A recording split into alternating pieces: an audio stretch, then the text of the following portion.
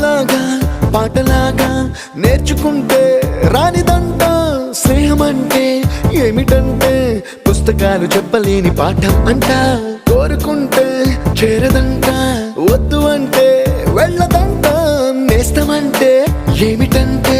కన్నవాళ్ళు ఇవ్వలేని ఆస్తేనంట ఇస్తూ నీకై ప్రాణం పంచిస్తూ తన అభిమానం నీలో ప్రతి ఒంటరి తరుణం చెరిపేస్తూ ఎన్నో వేల కథలు ఇంకో కథ మొదలు